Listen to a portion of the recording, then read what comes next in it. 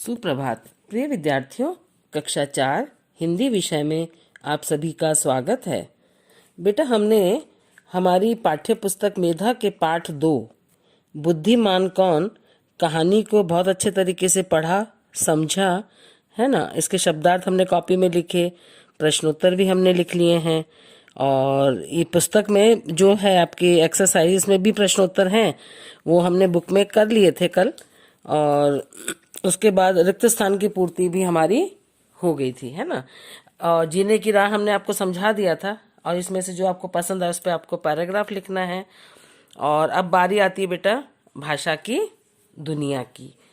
भाषा की दुनिया में नंबर 1 पे है श्रुतलेख। श्रुतलेख के शब्द, इनका अपन उच्चारण करके देखते हैं जो अपन कॉपी में लिख चुके हैं। कॉपी में जब कार्य करेंगे अपन, सबसे पहले पाठ का नाम, उसके बाद शब्दार्थ और श्रुतलेख के शब्द, फिर प्रश्नोत्तर। ठीक है, तो ये श्रुतलेख के शब्द इसमें है विद्या, बुद्धि, इकट्ठा, अभिमानी, प्रभाव, विनाश, परिणाम और चमड़ा। ये 8 शब्द हैं बेटा। इनको उंगली लगा के आपको 2 या 3 बार पढ़ना है और याद करना है और रफ कॉपी में भी आपको 2-2 बार लिखना है। ये श्रुतलेख के शब्द आप अच्छे से कर लेंगे ना, लिखना सीख लेंगे तो आपको कॉपी में काम करते समय आपकी गलतियां नहीं होंगी, कम होंगी माने। अब बारी आती है नंबर 2। शब्दों के कुछ रूप उनके एक या अनेक होने का बोध कराते हैं। शब्दों का यह रूप वचन कहलाता है। वचन के 2 प्रकार होते हैं और एक वचन माने सिंगुलर, ये शब्द एक ही संख्या का बोध कराने वाले शब्द होते हैं।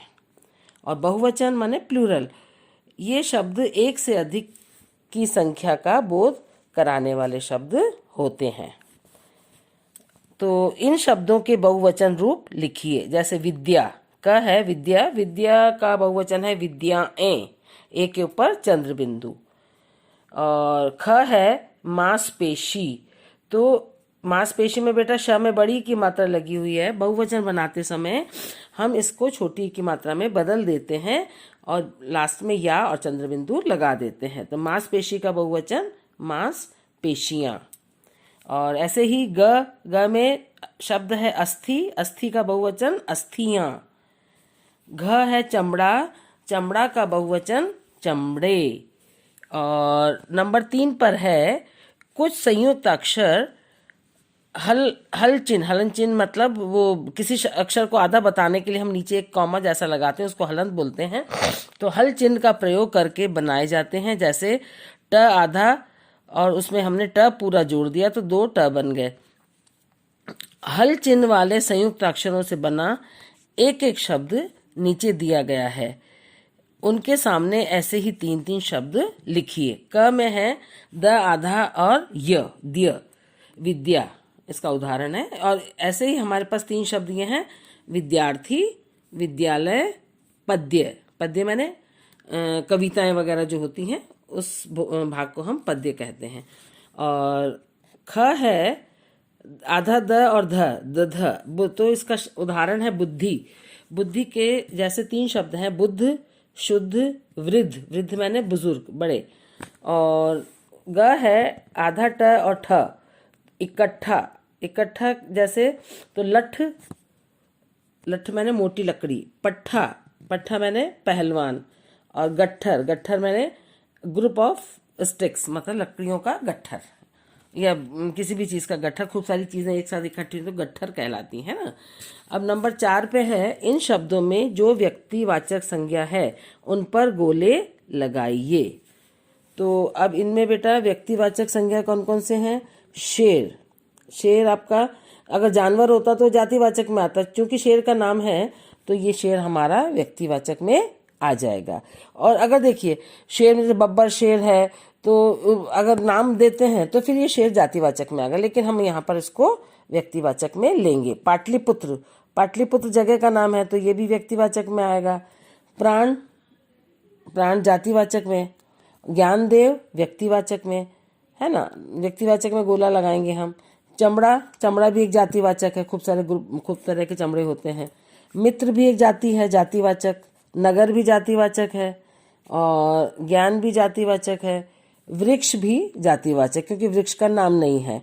और गुणीराम, गुणीराम आपका व्यक्तिवाचक में आएगा, किसी व्यक्ति का नाम है। अब आता है प्रश्न 5। इन शब्दों से वाक्य बनाइए।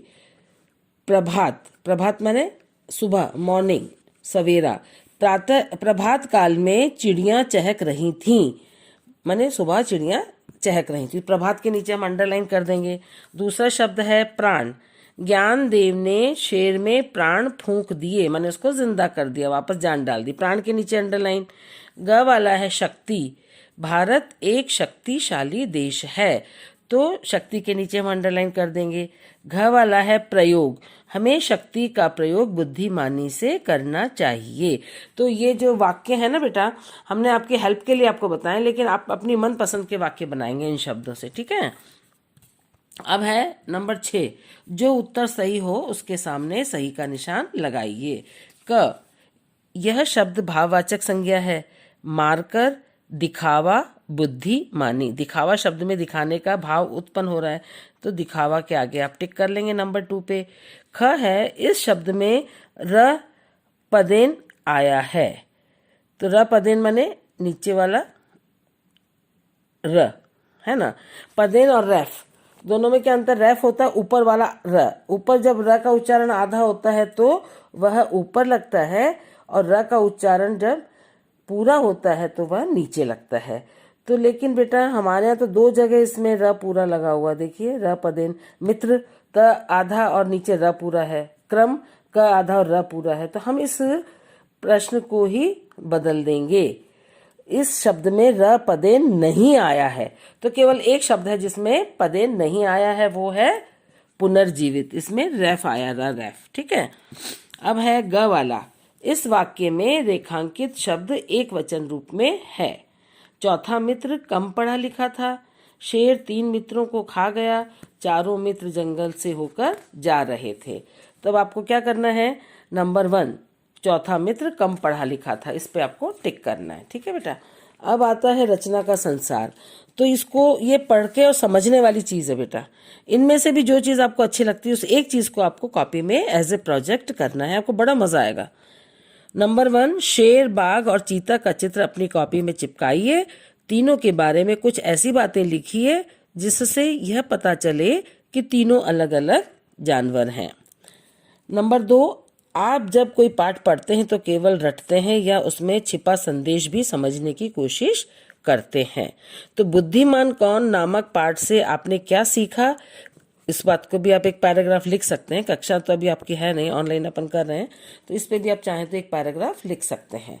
नंबर 3, शेर के चित्र में रंग भरिए और उसके साथ दी गई कविता को पढ़िए। इस कविता को आपको पढ़ना है 2 से 3 बार और याद भी करना। बड़ा मजेदार कविता है ये।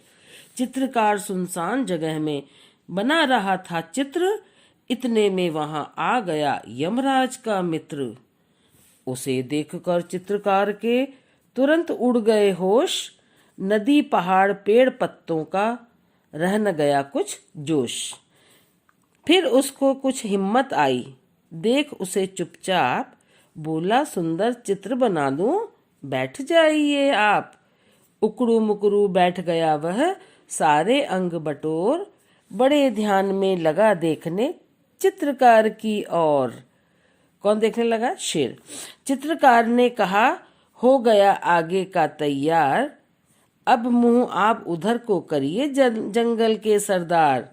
बैठ गया वह पीठ फिराकर चित्रकार की ओर, चित्रकार चुपके से खिसका जैसे कोई चोर। ये कविता राम नरेश जी त्रिपाठी जी ने लिखी है ना। इस कविता को आप 2 से 3 बार पढ़ना है और याद करना है। आपका ये पाठ बेटा यहीं समाप्त हो जाता है, और कल अपन इसकी वर्कशीट करेंगे, और जितना काम अपन ने अभी पढ़ा है उसको आपको बुक में लिखना है और याद करना है। आज की कक्षा हमारी यहीं समाप्त होती है। धन्यवाद।